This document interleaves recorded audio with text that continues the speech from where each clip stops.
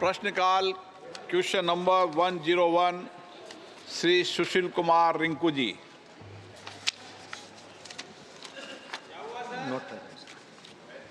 माननीय मंत्री जी,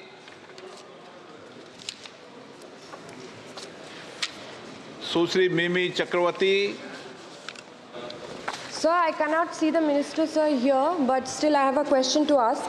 I'll be talking here about some numbers, and I would like the respected government to clarify me if I'm wrong. Whether it's the fact that the retail inflation in the country measured by the consumer price, like the CPI, 2019 it was 3.73%, 2020 6.62%, 2021 5.13%, 2022 6.70%, and 2023 6.52%, and the average of 6.1% from 12 to 23, with food inflation by 6.62% and all-time highest projection of 9.09% in November 2023. So I'd like to ask the government to reduce the inflation rate below 4% for an overall stability, therefore. So I would just like the clarification on this. Thank you, sir. माननीय अध्यक्ष जी, माननीय सदस्य ने जो विषय उठाया है, मुद्रास्फीति जून 2023 में धीरे धीरे गिरावट आई है। 2021 में जहां मुद्रास्फीति दर 6.2 था, वहीं 21-22 में 5.5 हो गई, और 22-23 में खाद्य पदार्थों की कीमतों में मौसमी वृद्धि के कारण मुद्रास्फीति की दर 6.7% हो गई थी। लेकिन सरकार द्वारा किए गए उपायों और सब्जियों के मूल्य में सुधार और एलपीजी मूल्यों में हाल में ही की गई कमी के कारण 23-24 में मुद्रास्फीति पुनः 5.4 हो गई। अगर अक्टूबर 2023 की मुख्य मुद्रास्फीति जो कि 4.4 +-2 की परसिमिबल सीमा के भीतर थी, जो कि पिछले 43 महीनों में सबसे निचले स्तर पर थी। श्री आर.के. सिंह पटेल।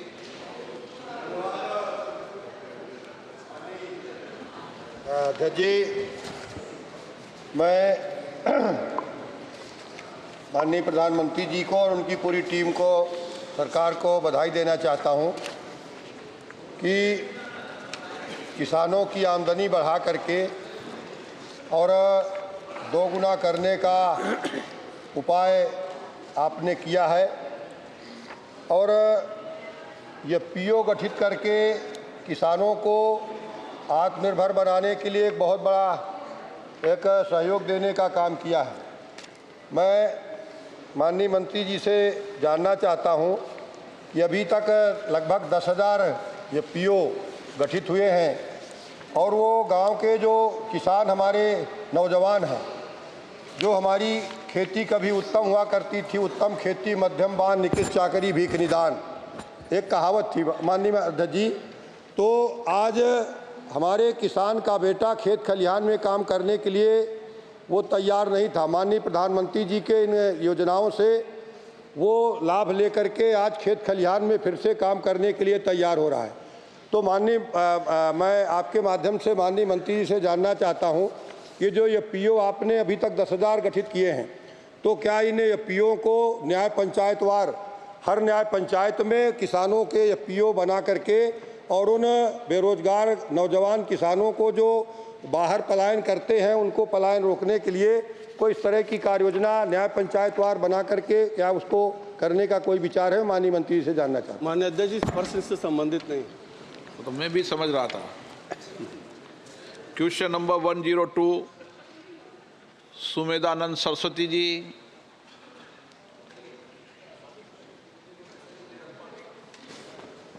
डॉक्टर सतपाल सिंह जी। मैं खड़ा हूं सर। कहाँ खड़े हो आप? सामने, आपके बिल्कुल सामने। तो आपको बोला था जब बोलते ना पहले। मैं बोला सर, नंबर बोला मैंने, क्वेश्चन नंबर बोला। अच्छा, तो आपका माइक बंद होगा उस समय ना जी।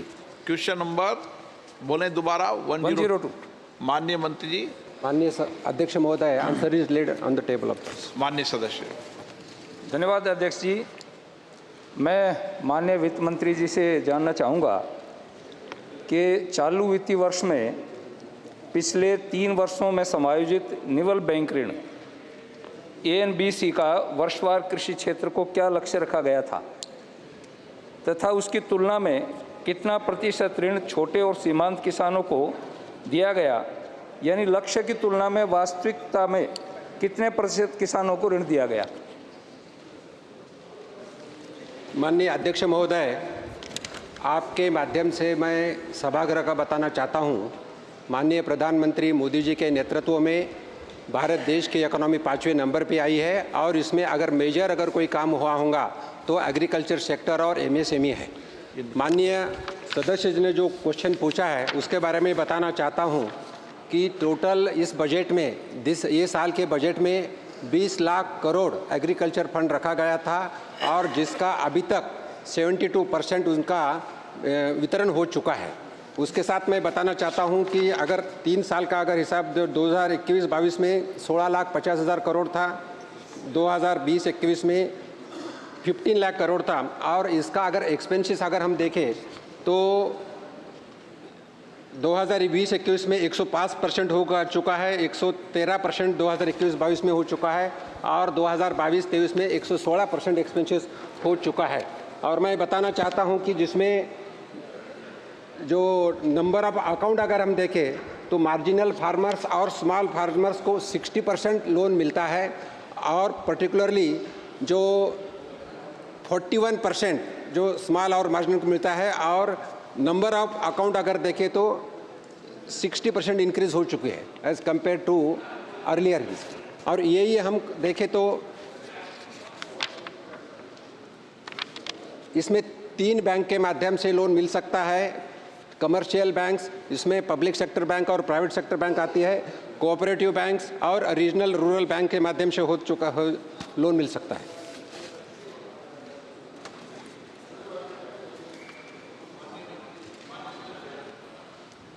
जी, माननीय, मेरा पूर्व प्रश्न ये है कि 3% की जो छूट KCC पर किसानों को दी जाती है उसमें कई बार किसान अर्थाभाव के कारण उनकी पारिवारिक परिस्थिति और किसी कारण से समय पर KCC जमा नहीं करवा पाता है।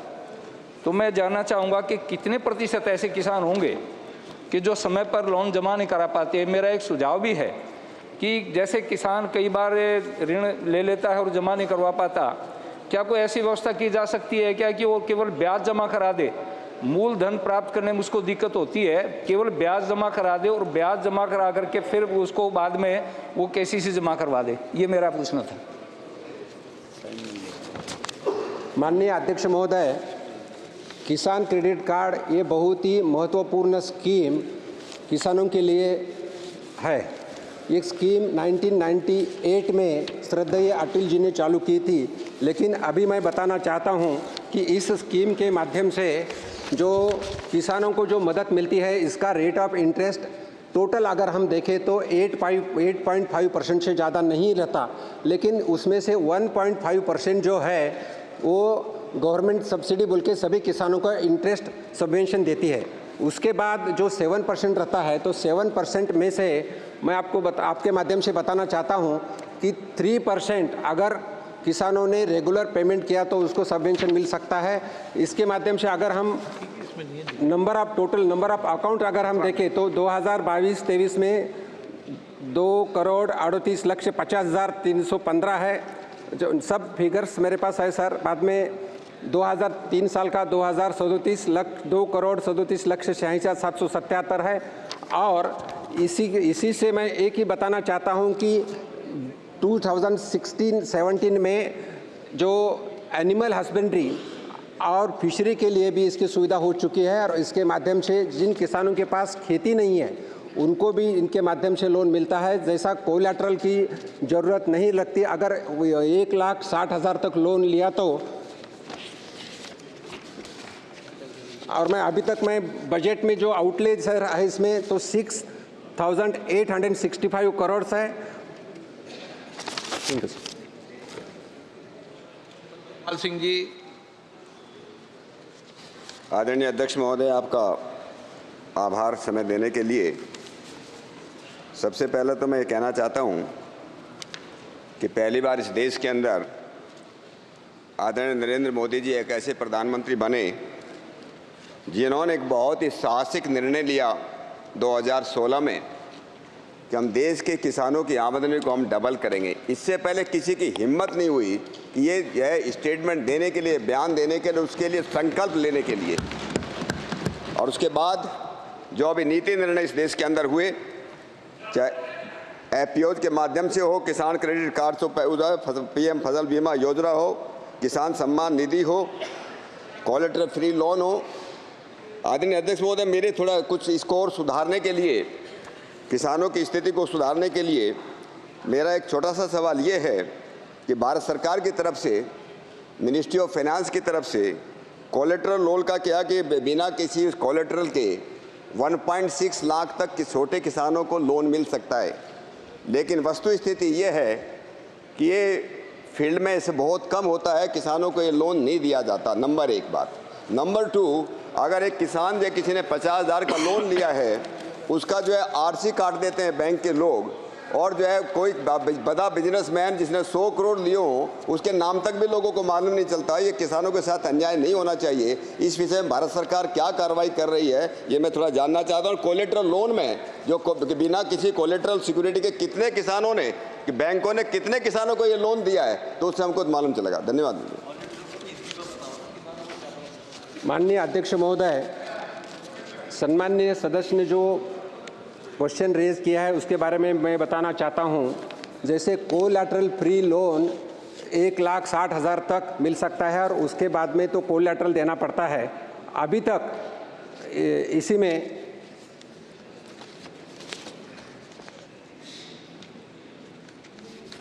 इसी में sir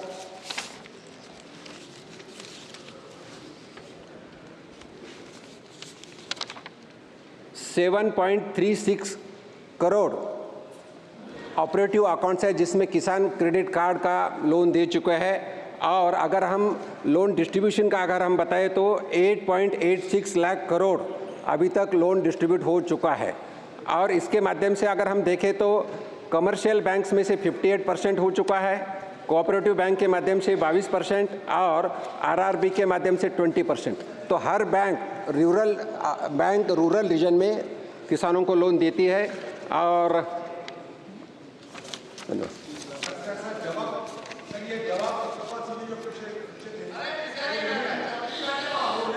Shri Balod Sori ji. Thank you, Speaker, sir. Sir, all agriculture schemes, programs, and even PM Kisan all favor only the agriculture land owners and not tenant farmers. This is the truth. And it is because of the definition of farmer is too narrow. Sir, because of the narrow definition of farmer, only 60 to 65% of PM Kisan budget has been utilized even after 8 months of this financial year. Secondly, beneficiaries are only 8 crore farmers against the original estimation of 14.4 crores farmers in 2019 as per government data. And majority of these who left out are tenant farmers. It is clearly understood. So I would like to know from the Honorable Minister whether government will consider extending PM Kisan benefit to the tenant farmers by stretching the budget a little if it is required, so that tenant farmers will get benefit. Once tenant farmers will get benefit from PM Kisan, automatically bankers will also come forward to give the loans to the tenant farmers. माननीय मंत्री जी। माननीय अध्यक्ष महोदय, किसान के loan के लिए अलग अलग जो स्कीम्स है उसमें जो किसान क्रेडिट कार्ड एक लोन है, अगर कुछ इंफ्रास्ट्रक्चर्स है, कुछ इंस्ट्रूमेंट लेना है किसानों के लिए तो उसको भी टर्म लोन मिल सकता है। और जो किसान क्रेडिट कार्ड में सिर्फ 1,60,000 तक कोलैटरल की ज़रूरत नहीं है, उसके बाद अगर कोई भी लोन लेना है तो कोलैटरल की ज़रूरत है। और जब उसके माध्यम से तो किसानों को सिर्फ इसमें सबवेंशन ऑफ द इंटरेस्ट जो दिया जाता है 1.5% और रीपेमेंट के बाद जो 3% जो मैं पहले बोल चुका हूं, और इसके बाद आगे और कोई स्कीम नहीं है जो किसान के लिए लोन फ्री या इसमें मिले। Shri B Mehtab ji.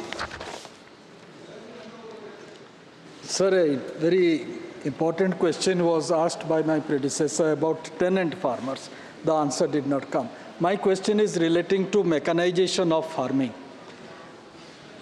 Is the government collating any information regarding mechanization of farming, especially small farmers?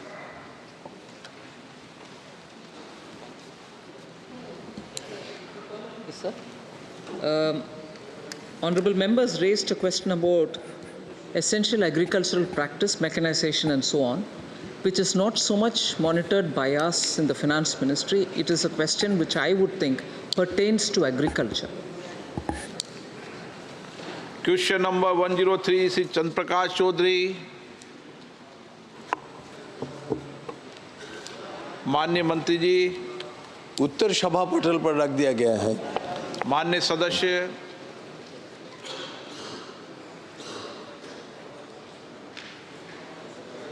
आपके माध्यम से यशस्वी प्रधानमंत्री श्री नरेंद्र मोदी जी का आभार व्यक्त करता हूं और धन्यवाद देता हूं कि हाल ही में ही झारखंड की धरती आबा भगवान बिरसा मुंडा के जन्मस्थली में जाने वाले पहले प्रधानमंत्री बने और झारखंड के लोगों को कई योजनाओं की सौगात दी, जिसमें IIM रांची का स्थायी परिसर,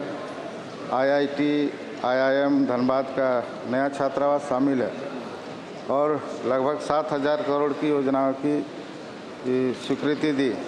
इसके लिए मैं पूरी झारखंड की जनता के माध्यम से आप हृदय से आभार व्यक्त करता हूं और उन साथ साथ अध्यक्ष महोदय, मैं आपके माध्यम से माननीय शिक्षा मंत्री से यह कहना चाहता हूं कि शिक्षा के क्षेत्र में हमारा लोकसभा क्षेत्र गिरिडीह काफ़ी पिछड़ा हुआ है और प्रधानमंत्री उच्चतर शिक्षा अभियान रूसा योजना के तहत मॉडल डिग्री कॉलेज या उच्च तकनीकी संस्था खोलने पर विचार किए जाए और डुमरी, रामगढ़, पेटरवार, टुंडी, पीरटाड़ और गोला में नए केंद्रीय विद्यालय खोलने की योजना में गति लाई जाए।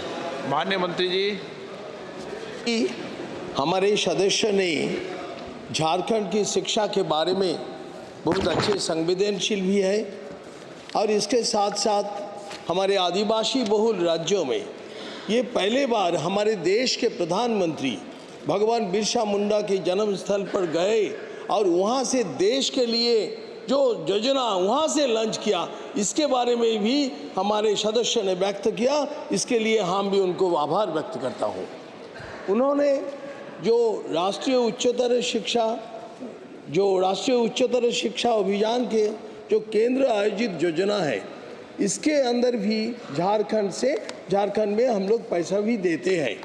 और उनका जो प्रश्न है गिरिडीह, वो गिरिडीह में जो झारखंड कॉलेज गिरिडीह है, उसमें इंफ्रास्ट्रक्चर के लिए हम लोग 1.20 करोड़ ग्रांट भी दिया है। और जो केंद्रीय विद्यालय गिरिडीह से एक प्रस्ताव आए हैं और केंद्रीय विद्यालय तैयार करना ये हमारे शिक्षा विभाग की एक सतत प्रक्रिया है। प्रस्ताव आते हैं, उसके बाद उसको एग्जामिनेशन होता है, स्पॉन्सरिंग एजेंसी वो उनका व्यू बताते हैं, ये प्रक्रिया पर चलते हैं। नमस्कार। माननीय अध्यक्ष महोदय, मैं माननीय मंत्री जी से यही कहूँगा कि चूँकि गिरिडीह लोकसभा सबसे पिछड़ा हुआ क्षेत्र है और शिक्षा के क्षेत्र में कमी है, इसलिए प्रयास किया जाए, उसको प्राथमिकता दिया जाए और साथ साथ झारखंड राज्य में उच्च शिक्षा के क्षेत्र में छात्रों की पंजीकरण क्या स्थिति है, विशेषकर ST SC और OBC वर्ग के छात्रों की।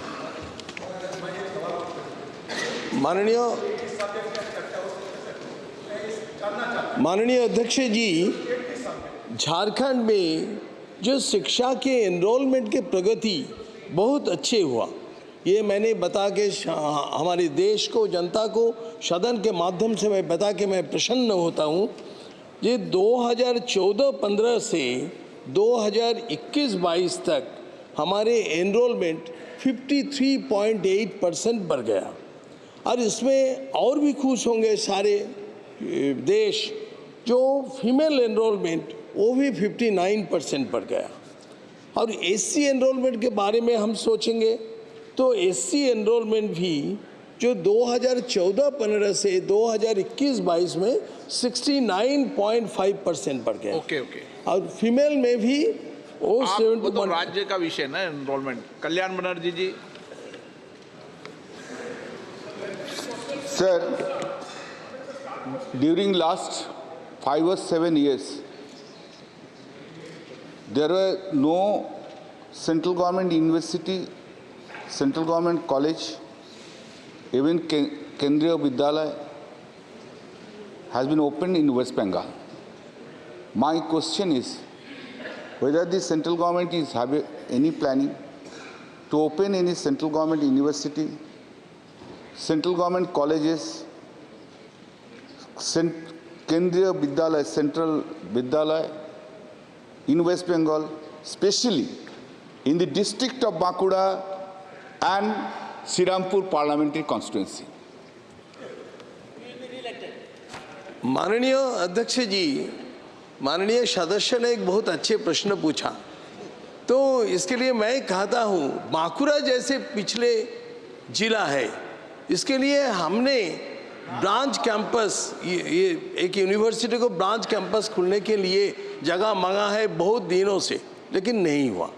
मैं चाहते हैं राज्य सरकार और उनका इच्छा प्रकाश करे, सेंट्रल यूनिवर्सिटी खुलना ये एक सतत प्रक्रिया है, तो राज्य सरकार से मांग आना चाहिए, मॉडल डिग्री कॉलेज को मांग आना चाहिए।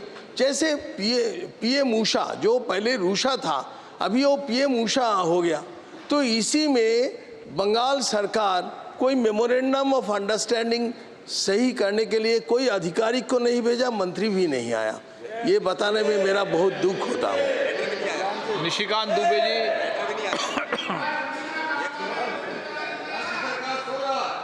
राज्य सरकार घुसपैठियों में लगी हुई है। धन्यवाद अध्यक्ष महोदय।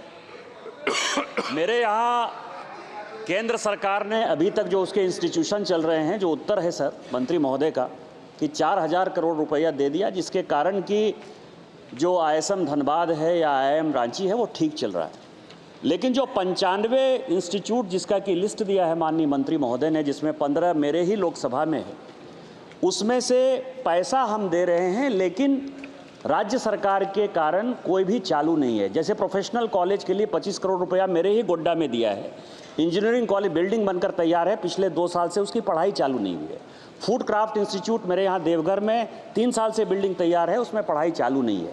मेरा आपके माध्यम से मंत्री महोदय से ये पूछना है कि यदि राज्य सरकार को हम बिल्डिंग दे देते हैं, लेकिन राज्य सरकार अपनी अकर्मण्यता के कारण यदि उस इंस्टीट्यूशन को चालू नहीं कर पाती है, तो हमारे यहाँ जो हायर एजुकेशन में महिलाओं के और पुरुषों के GER ग्रॉस एनरोलमेंट रेशियो में जो कमी है, उसको ख़त्म करने के लिए क्या करें?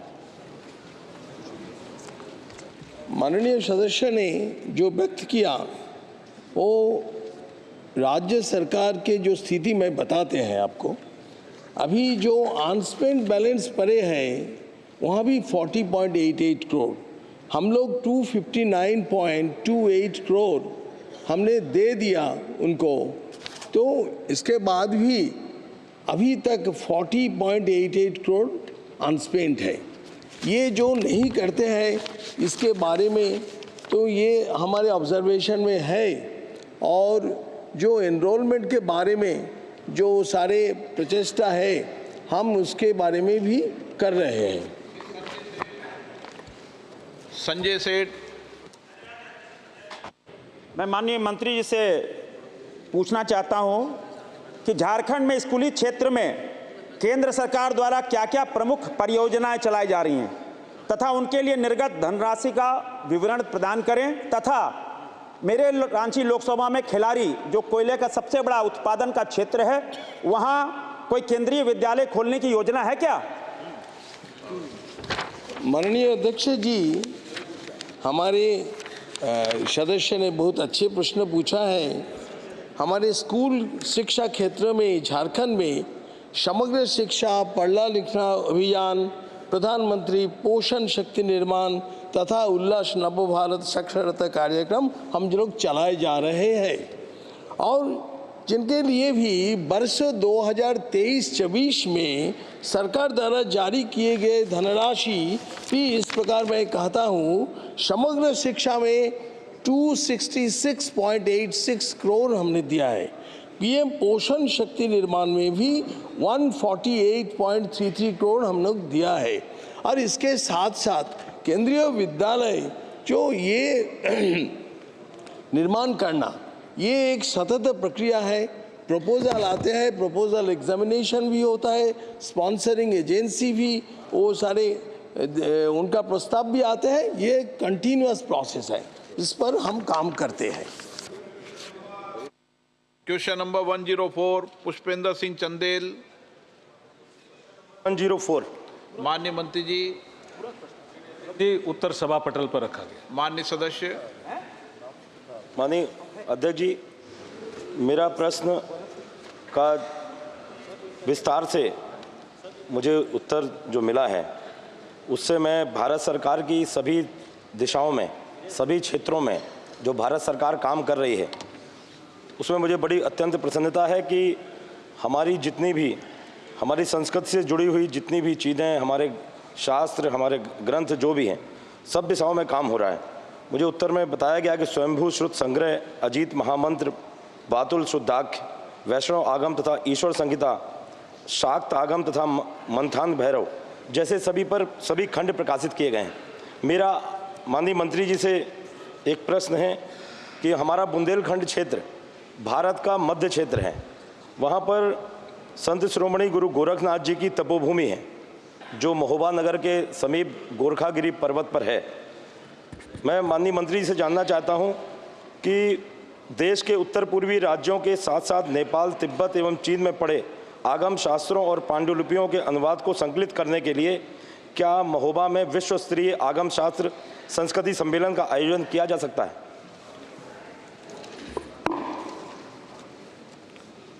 माननीय अध्यक्ष जी, आज जो एक प्रश्न आया है ये बड़ा महत्वपूर्ण प्रश्न है अध्यक्ष जी। आगम का अर्थ ये होता है कि ये आता है कान में, फिर मुख से प्रचारित होता है, उसको हम आगम कहते हैं, कम डाउन।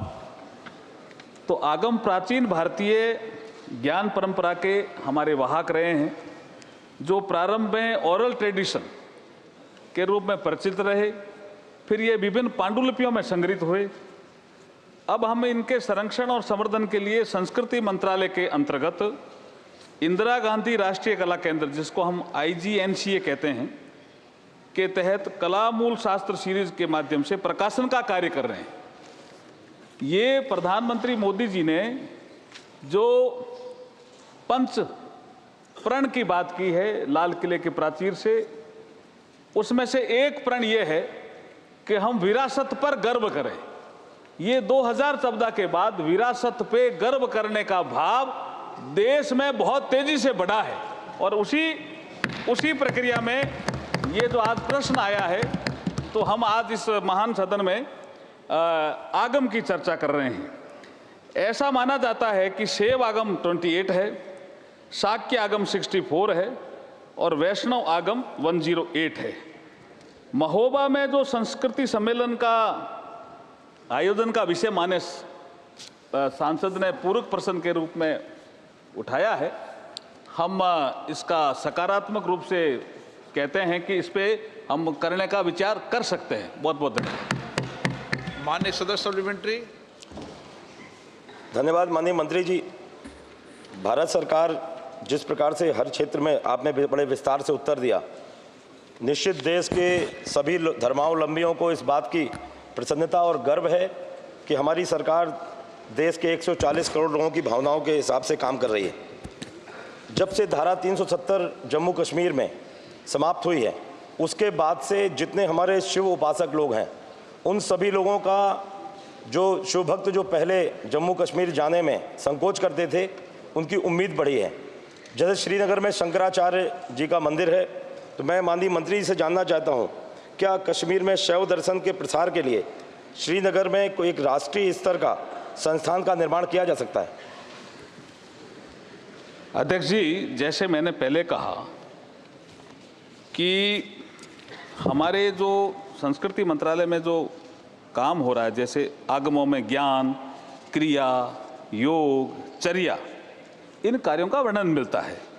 और जैसे मैंने कहा कि ये आगम जो है आता है कान में, पहले कान में कोई कहता है, जैसे टीचर ने किसी स्टूडेंट को कहा कान में, फिर ये मुख से प्रसारित हुआ, इसको हम आगम कहते हैं।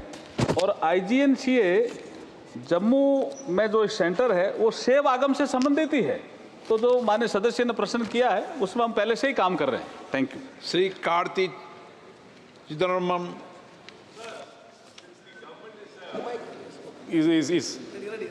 Since the government is taking great pride in preserving our heritage, I would like to know through you from the minister what they are doing to bring about the findings of the Keeladi excavation, which is in Shivaganga district, Tamil Nadu, and what time frame of that civilization was, and whether it predates Agama Sastra or whether it was at the same time as Agama Sastra, and what is the steps the government is taking to preserve and to propagate the findings of the Keeladi excavation.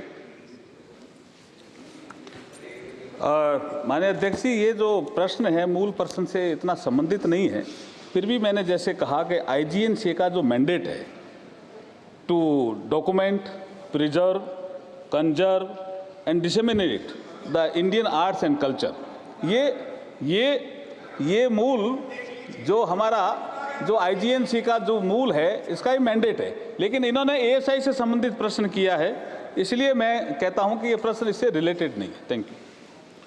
Question number 105 Shri Ramesh विदुड़ी ji, ASI से प्रश्न संख्या 105 है।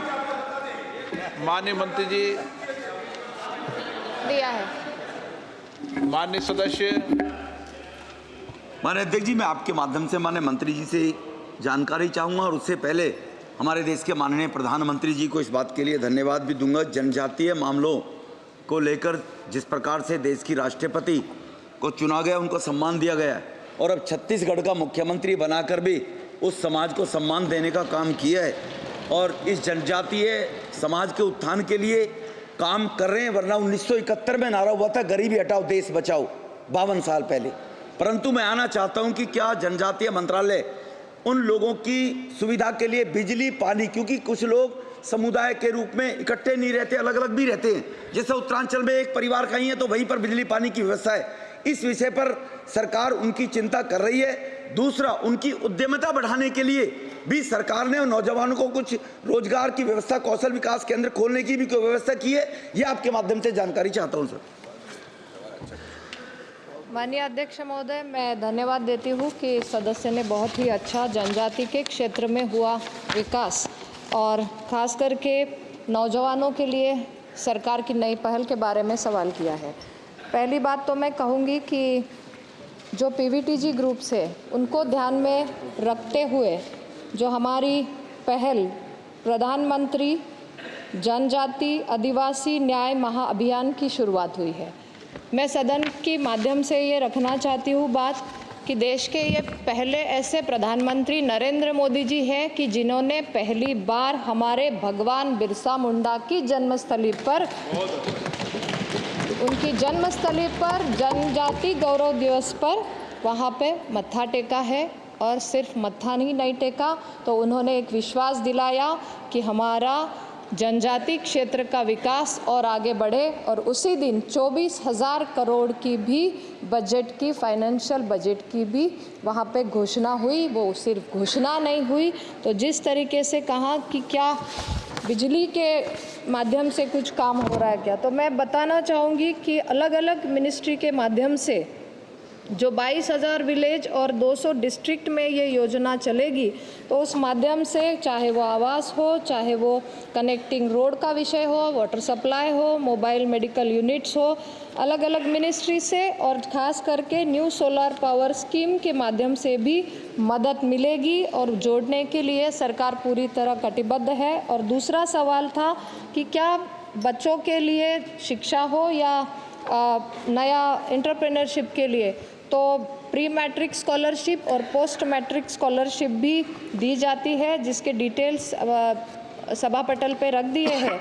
और हमारी प्रधानमंत्री जनजातीय विकास mission के माध्यम से जो कि ट्राइबल एंटरप्रेन्योरशिप को स्ट्रेंथन करे, उसमें 3 कंपोनेंट है। Mechanism of marketing of minor forest produce, और दूसरा कंपोनेंट है वनधान केंद्र का निर्माण करना, और तीसरा कंपोनेंट है उसको मार्केटिंग देना। तो इस माध्यम से ट्राइफेड ने आज तक वनधन के माध्यम से 41 करोड़ का बिजनेस दिया है, जो लाभ हमारी जनजाति क्षेत्र को हुआ है, और 170 करोड़ से ज़्यादा बिजनेस ट्राइबल आर्टिसन के माध्यम को हुआ है। माननीय सदस्य, माननीय अध्यक्ष जी, मैं आपके माध्यम से ये और जानना चाहूँगा माननीय मंत्री जी से कि जो आदिवासी युवा हैं उनकी सांस्कृतिक जो धरोहर है, शिक्षा के माध्यम से उनको उस प्रकार की शिक्षा देकर उनकी सांस्कृतिक प्रतिभाओं को बढ़ाने के लिए भी कोई योजना है, और इन योजनाओं पर शिक्षा के फर्क को पाटने के लिए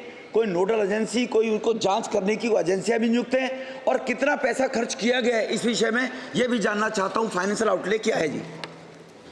आदरणीय अध्यक्ष महोदय, जैसे कि कहा कि क्या रिसर्च होता है या फिर हमारी जनजाति क्षेत्र में, तो उसमें support to tribal research institute जो है हमारे TRI, वो भी उसके माध्यम से फंड्स दिए जाते हैं स्टेट गवर्नमेंट के लिए कि अलग अलग जनजाति क्षेत्र में रिसर्च बढ़े, डॉक्यूमेंटेशन बढ़े, और प्रपोजल आए तो उसमें हम मदद भी करते हैं। और हमारी एक मिनिस्ट्री की डिजिटल रिपोजिटरी भी है, जिसमें आज तक हमारे अलग अलग कल्चर के, चाहे वो फोटोग्राफ्स हो, वीडियोज़ हो, पब्लिकेशंस हो, उस माध्यम से ये रिपोजिटरी को आप विजिट भी कर सकते हैं। ये ऑनलाइन है, जिसके लिए हम फंड्स देते हैं। और इसके अलावा कल्चर को बढ़ावा देने के लिए स्टेट में अलग अलग फेस्टिवल भी आयोजित होते हैं, जैसे नागालैंड का हमारा हॉर्नबिल फेस्टिवल हो, हमारा तेलंगाना का मेडराम जत्रा हो। ट्राइफेड के माध्यम से भी, जैसे मैंने पहले ही कहा कि आर्टिसन को के माध्यम से बिजनेस भी दिया जाता है। और आदि महोत्सव हो या आदि बाजार हो, आदि कलाकार हो, ये ट्राइफेड के माध्यम से भी ऑर्गेनाइज होता है, जिसमें युवाओं को श्री सत्यदेव चौधरी। पहले तो मैं इस सदन के माध्यम से देश के यशस्वी प्रधानमंत्री माननीय नरेंद्र मोदी जी को आभार प्रकट करना चाहता हूं कि उन्होंने पहली बार 15 नवंबर को आदिवासी और जनजाति को न्याय और विकास दिलाने के लिए एक प्रधानमंत्री जनजाति आदिवासी न्याय महाअभियान योजना प्रारंभ की है। मैं समझता हूं कि पहली पंचवर्षीय योजना से 10वीं पंचवर्षीय योजना तक आदिवासियों के विकास के लिए योजनाएं लाई गई, लेकिन समग्र विकास नहीं हो सका, उनका समाधान नहीं हो सका। और पहली बार माननीय प्रधानमंत्री जी ने 24,000 करोड़ रुपए से टाइम बाउंड 3 वर्ष में इनमें मूलभूत सुविधाएं इनको दी जाएंगी, ये योजना शुरू की है। और देश में इस योजना का जनजाति क्षेत्रों में बहुत स्वागत हुआ है। माननीय अध्यक्ष महोदय, मेरा आपके माध्यम से माननीय मंत्री जी से जानना चाहता हूं कि एकलव्य आदर्श आवासीय विद्यालय योजना आदिवासियों की शिक्षा के, उनके बच्चों की शिक्षा के लिए शुरू की गई थी। उत्तर प्रदेश में सोनभद्र और मिर्ज़ापुर ऐसे ज़िले हैं जो आदिवासी बाहुल हैं। क्या इस क्षेत्र में भी ऐसे विद्यालय खोले गए, और खोले गए तो कितने खोले गए? आदरणीय अध्यक्ष महोदय, जनजाति क्षेत्र में विकास हो, इसके लिए खासकर सरकार ने एकलव्य मॉडल रेसिडेंशियल स्कूल का निर्माण किया है। मैं धन्यवाद देती हूँ आदरणीय प्रधानमंत्री जी को, क्योंकि क्वालिटी एजुकेशन पर आज तक जो ध्यान नहीं गया, इस माध्यम से आज क्वालिटी एजुकेशन पे सरकार का काम हो रहा है। माननीय सांसद जी ने बहुत अच्छा सवाल किया कि क्या उत्तर प्रदेश में भी ये एकलव्य रेसिडेंशियल मॉडल स्कूल खुले हैं क्या? तो बिल्कुल, आज उत्तर प्रदेश में लगभग 4 हमारे रेसिडेंशियल मॉडल स्कूल को मान्यता दी गई है, और जिसमें से 2 जो 4 है, सोनभद्र है, लखीमपुर खीरी है, ललितपुर है, बहराइच है, तो उसमें से लखीमपुर खीरी और बहराइच तो फंक्शनल हो गए हैं, बाकी दोनों का काम चल रहा है। और उसके साथ ही जो 740 हमारे एकलव्य रेसिडेंशियल मॉडल स्कूल्स है जो कि बनाए जा रहे हैं, जिसमें लगभग हमारे 3.5 लाख से भी ज़्यादा बच्चे पढ़ेंगे और जिसमें से 694 स्कूल्स अभी फंक्शनल हुए हैं। धन्यवाद। अधीर रंजन चौधरी जी। मैडम, बंगाल के एक बड़े हिस्से में काफ़ी आदिवासी जनजाति रहते हैं, जैसे कि बांकुड़ा, पुरुलिया, मिदनापुर वगैरह वगैरह। तो मैं जानना चाहते हैं कि हमारे बंगाल की जो आदिवासी क्षेत्र है वहाँ ये एकलव्य मॉडल रेसिडेंशियल स्कूल की संख्या क्या है, और आगे ये आदिवासी बच्चों को और ज़्यादा शिक्षा देने के लिए सरकार की तरफ से ऐसा कोई पहल किया जाता है या नहीं। और इसके साथ साथ एकलव्य मेडिकल स्कूल से तो पढ़ाई के बाद वो अगले जाके क्या कहते, कोई ट्रैकिंग सिस्टम है आपके पास कि हम आकलन कर सके कि हाँ इसके आगे यहाँ एकलव्य स्कूल के इतने बच्चे यहाँ तक पहुँचे? ये मैं जानना चाहता हूँ। अध्यक्ष महोदय, मैं धन्यवाद देती हूँ कि आदरणीय सांसद महोदय ने फिर एक बार जनजाति क्षेत्र में मिले युवाओं को शिक्षा व्यवस्था के बारे में सवाल किया। जहाँ तक कि मैंने कहा कि 740 हमारे EMRS कॉलेज खुलने जा रहे हैं, जिसमें से मैंने अभी बताया 694 अभी सैंक्शन है और 401 फंक्शनल है। मैं करेक्ट करती हूँ वो फिगर को। लेकिन जो आपने पश्चिम बंगाल के बारे में कहा तो वो नंबर मैं आपको ज़रूर दे देती हूँ। उसके अलावा जो आपने कहा कि क्या इसको आप जांच भी करते हैं, क्या इसको देखते भी है, क्या ये व्यवस्था पहुँच रही है कि नहीं, उसके लिए सरकार ने अलग अलग जैसे डिजिटल टेक्नोलॉजी के माध्यम से वो स्कूलों का काम कहाँ तक चल रहा है, परफॉर्मेंस का डैशबोर्ड है जो कि इंटीग्रेटेड है हमारे पोर्टल से, उससे हम लोग रिव्यू भी करते हैं, कुछ विजिट्स भी होते हैं। लेकिन आपके माध्यम से मैं ये भी बताना चाहती हूँ कि उसके बाद भी जैसे हमारे व्यवस्था है प्री मैट्रिक स्कॉलरशिप और पोस्ट मैट्रिक स्कॉलरशिप, तो पोस्ट मैट्रिक स्कॉलरशिप के माध्यम से हम फेलोशिप के लिए स्टूडेंट को स्कॉलरशिप के माध्यम से उनको फॉरेन तक भी पढ़ाई के लिए हम पहुंचाने की व्यवस्था करते हैं। तो मुझे लगता है कि पढ़ाई के लिए सरकार आगे आके मदद कर रही है और ये प्री मैट्रिक स्कॉलरशिप और पोस्ट मैट्रिक स्कॉलरशिप का डिटेल्स भी सदन के पटल पर रखा है। श्री रितेश पांडे जी। बहुत बहुत धन्यवाद। बहुत बहुत धन्यवाद आदरणीय अध्यक्ष जी। मेरा माननीय मंत्री जी से एकलव्य स्कूल्स को लेकर के खास तौर से जहाँ पे ट्राइबल बच्चे पढ़ते हैं, एक सिंपल सा सवाल है कि फाइनेंशियल बजट के भाषण में भी ये कहा गया था कि 48,000 टीचरों का रिक्रूटमेंट होगा, जो 740 एकलव्य स्कूल बनने हैं जिसमें 3.5 लाख बच्चे पढ़ाए जाएंगे। इन 48,000 टीचरों का रिक्रूटमेंट में क्या प्रक्रिया चल रही है और कितने टीचर्स रिक्रूट हुए हैं ताकि हमारे ट्राइबल बच्चों को एक अच्छी शिक्षा मिल सके? माननीय मंत्री जी बताने का कार्य करें। धन्यवाद। माननीय अध्यक्ष महोदय, एकलव्य मॉडल रेसिडेंशियल स्कूल एक महत्वाकांक्षी परियोजना के रूप में शिक्षा के क्षेत्र में जनजातीय लोगों के लिए प्रारंभ की गई है और मैं माननीय प्रधानमंत्री जी का और वित्त मंत्री का आभार व्यक्त करना चाहता हूं कि 38,000 शिक्षकों की नियुक्ति के मामले में स्वीकृति दी है और उसके अनुसार हमने CBSE को आगामी नियुक्ति के लिए 10,500 टीचरों का वैकेंसी फिलअप करने के लिए इमीडिएट सारी प्रक्रिया पूरा करते हुए नियुक्ति का निवेदन किया है और वो प्रक्रिया चल रही है, एग्ज़ाम कंडक्ट हो रहा है और इसके बाद फिर फेज़ वाइज हम उसको आगे जनवरी में फिर नियुक्ति की प्रक्रिया को आगे बढ़ाएंगे और कुल मिलाकर के जिस तरीके से स्कूल बनते जा रहा है उस तरीके से शिक्षकों की नियुक्ति होती जाएगी। Question number 106 Shri PP Chaudhary ji. Question number 106 माननीय मंत्री जी। विवरण पटल पर रखिए। माननीय सदस्य।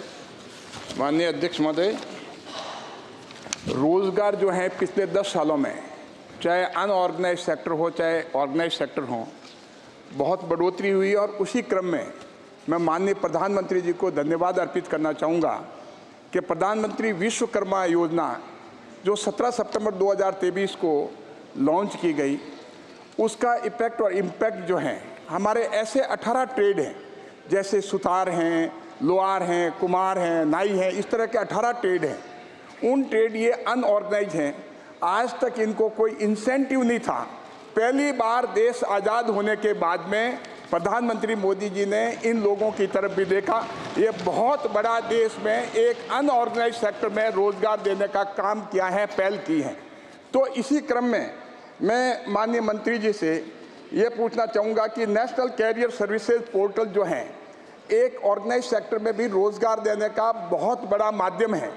तो इस नेशनल कैरियर सर्विसेज पोर्टल का किन किन पोर्टल के साथ एकीकरण हुआ है, और इसके साथ 2015 के बाद में नेशनल सर्विसेज कैरियर पोर्टल के माध्यम से रोजगार के क्षेत्र में क्या क्या कदम उठाए गए हैं।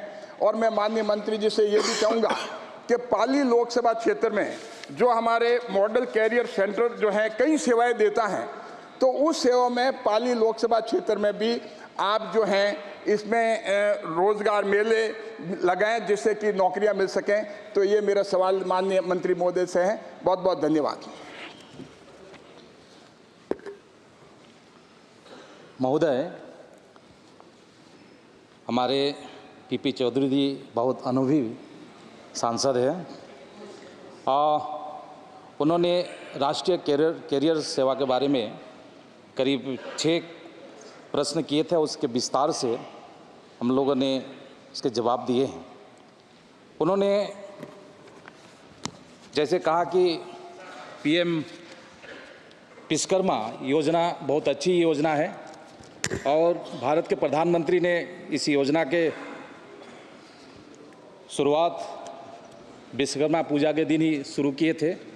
और हम चाहते हैं कि जो हमारी विश्वकर्मा है वो इस सुविधा को लाभ लें, यही हम आशा करते हैं। हमारी पीपी चौधरी जी ने कहा है कि रोज़गार बढ़ाने के लिए किन किन पोर्टल के साथ हमने एकीकरण किए हैं। आप तो पाली वाला जवाब दे दो उनका, बस इतना पूछा उन्होंने, बाकी तो आ गया जी।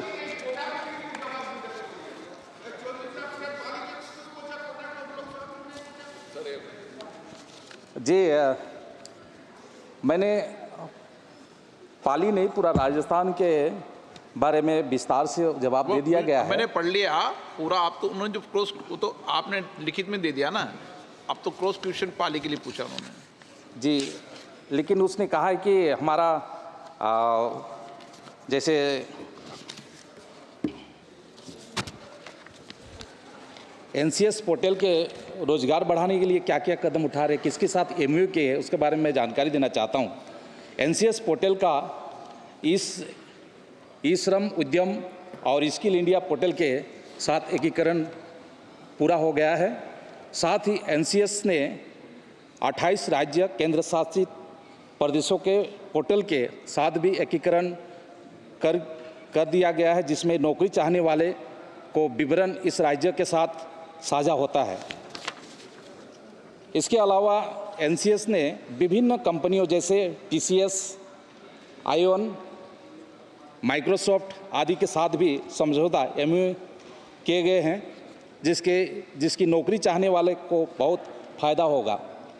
साथ ही एनसीएस ने ईपीएफओ, ईएसआई के साथ भी एकीकरण किया है, जिससे वहाँ पर पंजीकृत नियोक्ताओं को डाटा साझा होता है। साथ ही साथ चौधरी जी ने कहा कि रोजगार क्षेत्र में क्या क्या कदम उठाए गए हैं। अध्यक्ष महोदय, मैं आपको आपके माध्यम से सदन को बताना चाहता हूं कि हमारे देश में 2014 से लेकर अभी तक आदरणीय प्रधानमंत्री मोदी जी के नेतृत्व में युवाओं को रोजगार प्रदान करने के भरपूर प्रयास किया गया है। इसी क्रम में श्रम एवं रोजगार मंत्रालय ने एक डिजिटल प्लेटफॉर्म का माध्यम से नेशनल कैरियर सर्विस प्रोजेक्ट को लागू किया है। कैरियर से संबंधित विभिन्न प्रकार की सेवाओं जैसे नौकरी की खोज, कैरियर परामर्श, मार्गदर्शन, कौशल विकास आदि दे रहा है। महोदय, रोजगार सेवा 1005 रोजगार कार्यालय के नेटवर्क के साथ लगभग सभी राज्यों और केंद्र शासित प्रदेशों को कवर करती है। एनसीएस प्रोजेक्ट के तहत 400 मॉडल कैरियर सेंटर को अनुमोदित किया जा चुका है। रोजगार कार्यालयों का प्रशासनिक और वित्तीय नियंत्रण संबंधित राज्य और केंद्र शासित प्रदेश सरकार के पास होता है। के पीपी चौधरी जी, मैं विस्तार से उनको विस्तार से एक क्वेश्चन में इतना टाइम थोड़ी लगाते हैं आप, तो जो पूछो। सर माननीय मंत्री जी प्लीज, माननीय मंत्री जी बैठ जाए आप। पीपी चौधरी। मैं माननीय मंत्री जी को धन्यवाद दूंगा कि जो मैंने क्वेश्चन पूछे हैं उन्होंने बहुत ही विस्तार से जवाब दे दिया। मैं उन क्वेश्चन अनुराग शर्मा जी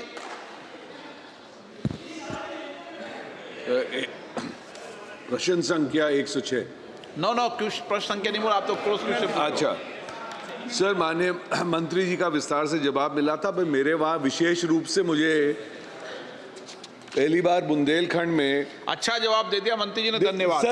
सर एक क्वेश्चन बस उसमें रह गया था। आदरणीय अध्यक्ष जी, एक सवाल बताइए ना क्या उसमें, क्योंकि एनसीएस पोर्टल में हमारे वहाँ विशेष रूप से 3 बहुत बड़े प्रधानमंत्री जी ने झांसी ललितपुर को डिफेंस कॉरिडोर, बलड्रग पार्क और बुंदेलखंड इंडस्ट्रियल डेवलपमेंट अथॉरिटी दी है, क्योंकि मेरे वहाँ से पलायन बहुत होता है अध्यक्ष जी, और उस पलायन को रोकने के लिए एनसीएस पोर्टल में माननीय मंत्री जी जवाब दे दें कि इसमें अगर हमारे वहाँ से जो पलायन हो रहा है और ये विशेष 3 इंडस्ट्रीज आ रही हैं, इसमें ट्रेनिंग का प्रावधान और इसमें काउंसलिंग का प्रावधान किस किस क्षेत्र में करवा रहे हैं, क्योंकि ये जब चालू हो जाएंगे तो मेरे वहाँ ये पलायन रुकने की बहुत संभावना में जो लोग नौकरी चाहते हैं वो भी है और इसमें इंडस्ट्रीज वाले भी हैं, दोनों का मिलान करने के लिए अगर माननीय मंत्री जी। सर, हम इस पोर्टल में पलायन करने वाले लोगों के भी इसी पोर्टल के द्वारा नौकरी खोज सकते हैं। हमारे पास ST/SC रोजगार बढ़ाने के लिए भी एनसीएस सेंटर की स्थापना की गई है। ओके। इस सेंटर में SC/ST युवाओं के लिए कंप्यूटर ट्रेनिंग, कैरियर काउंसलिंग आदि ट्रेनिंग दी जाती है। आज तक 24 सेंटर की स्थापना की गई है ST/SC लिए। इन सेंटरों के माध्यम से 5 सालों में 6,840 युवाओं को कंप्यूटर ट्रेनिंग दी गई है और 2.5 लाख से ज़्यादा नौकरी चाहने वालों की कैरियर काउंसलिंग दी गई है।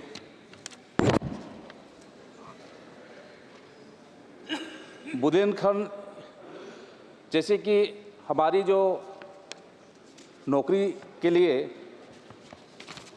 जो हमारा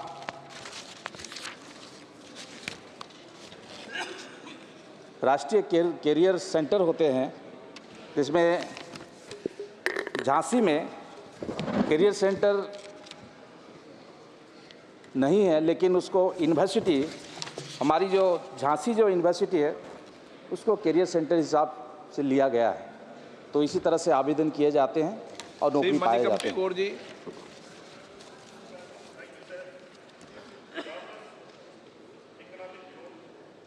Be celebrated.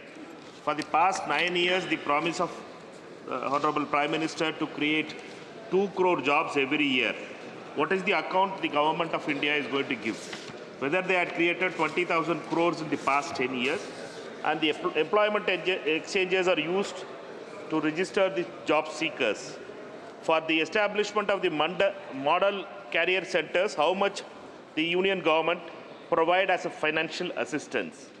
For each one of the MCCs, how much is been allotted? and how much has been spent on MCC program? Thank you, माननीय sir. मंत्री जी। महोदय, मॉडल कैरियर सेंटर के लिए 60 लाख तक राशि दी जाती है और अभी तक पूरा भारत में करीब 400 मॉडल कैरियर सेंटर स्थापित की गई है। श्री दुष्यंत सिंह जी। स्पीकर जी, आपने मुझे अलाउ किया, मुझे मंत्री जी से एक उत्तर पूछना है। सर, मंत्री जी ने बड़ा अच्छा इलेबोरेट आंसर दिया है। इन्हें दिया है कि MOU पार्टनरशिप हो रहे हैं monster.com से, फ्रेशर वर्ड से। मैं उनसे want to ask a question कि बारा और झालावाड़ में जहाँ एम्प्लॉयमेंट जो एक्सचेंज हैं, इसमें आपने किस टीम के साथ आपने लिंक किया है और कितने लोगों को यहाँ आपने नौकरी देने का काम किया है, बारा और झालावाड़?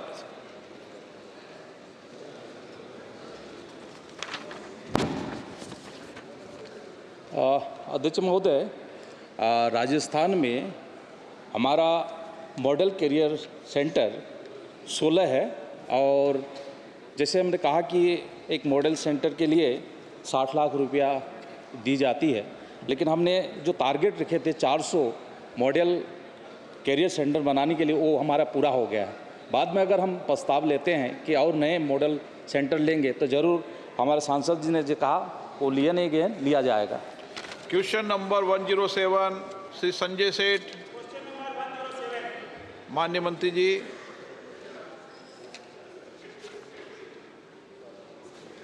अध्यक्ष जी जोहार।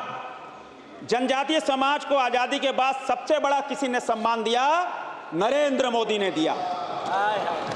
आजादी के बाद सब रोना रोते रहे, किसी ने सम्मान नहीं दिया। भगवान बिरसा मुंडा की जयंती 15 नवंबर, जनजातीय गौरव दिवस, 140 करोड़ देशवासी एक साथ जनजातीय गौरव दिवस मनाते। यह पहला मौका जब 15 नवंबर के देश की आजादी के बाद पहले प्रधानमंत्री उलिहातू गांव गए, वहां पुष्पांजलि की, लाखों लोग उस स्थल पर मौजूद थे। मैं जनजातीय समाज को गौरव बढ़ाने के लिए आदरणीय प्रधानमंत्री जी का कृतज्ञता प्रकट करता हूं। हमारे जनजातीय समाज बंधु स्किल्ड हो, समाज की मुख्य धारा से जुड़े, मुखर हो उसके गए, इसके लिए प्रधानमंत्री नरेंद्र मोदी जी का मार्गदर्शन मिला। माननीय अर्जुन मुंडा जी को मैं धन्यवाद देना चाहूँगा, उन्होंने बहुत काबिले तारीफ काम किया। हमारी चिंता का विषय है कि झारखंड में जनजातीय समाज का बड़े पैमाने पे धर्मांतरण हो रहा है। हमारी बेटियों को फंसाकर फुसलाकर धर्मांतरण किया जा रहा है। क्या माननीय मंत्री जी, मेरा प्रश्न है, माननीय मंत्री जी से आग्रह कर रहा हूं, क्या धर्मांतरण पे किस मुद्दे पर राज्य